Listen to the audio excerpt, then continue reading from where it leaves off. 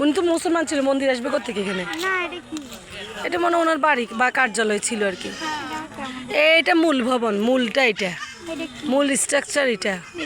কি ছিল আমি কি জানি, খালি কি কি করতেছে উদয় জিনিস লাগছে না জানি।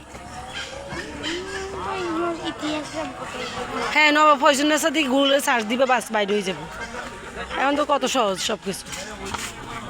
নাই দাস ধরিয়ানছে মিজান, মিজান হাতে ধরিয়ান। এ হলো ডাকাতিয়া নদী, এই ডাকাতিয়া নদী এখন তো করুণ অবস্থা। এইটা দিল অঞ্চল তো, এটা পুরা তোমার কুমিল্লা গুমতি নদীর সাথে সংযুক্ত। আমরা হিন্দি যেতাম, ওই হিন্দি ঘাট দিয়ে আসি না, হ্যাঁ ঘাট দিয়ে উঠি হিন্দি যাই, আমরা এই হোম স্কুলের কাছে নামতাম।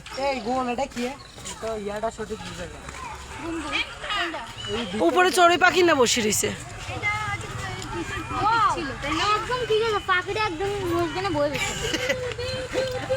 না, মুসলমানদের স্থাপনার মধ্যে গম্বুজ থাকে।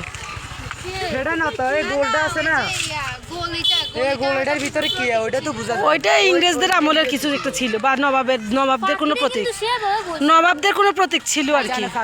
সুন্দর লাগে জুম করেন,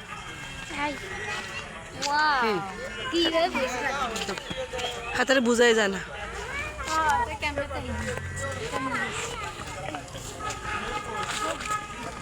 এইদিকে সুন্দর করছে মসজিদ রে।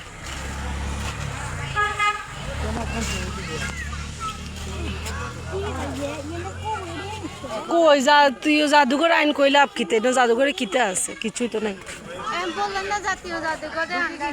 এটা তো এবারে দেখছি আমি।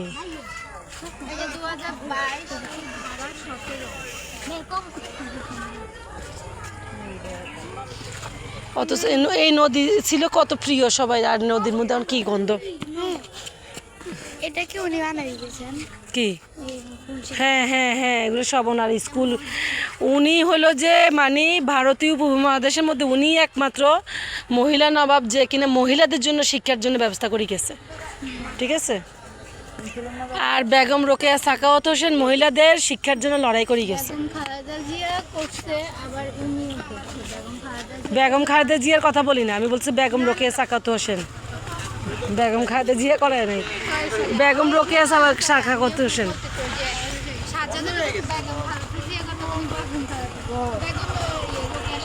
হ্যাঁ, বেগম রোকেয়া সাখাওয়াত হোসেন উনি প্রথম করে গেছে শিক্ষা, নারী শিক্ষা ব্যবস্থার জন্য লড়াই করে গেছে। আমরা মানে কত আমাদের সৌভাগ্য যে প্রথম যে মহিলা নবাব সে আমাদের এলাকাতে, আমাদের বাংলাদেশে।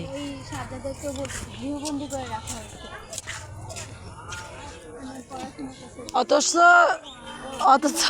আমাদের লাকসামে মেয়েদেরকে 12-13 বছর বয়সে বিয়ে দিতে, অথচ ওই সময় উনিই ছিল প্রথম নবাব, শিক্ষিত মহিলা নবাব।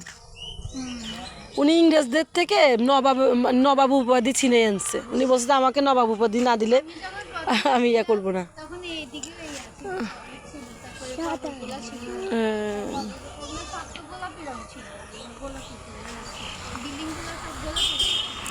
দৌড় দে না।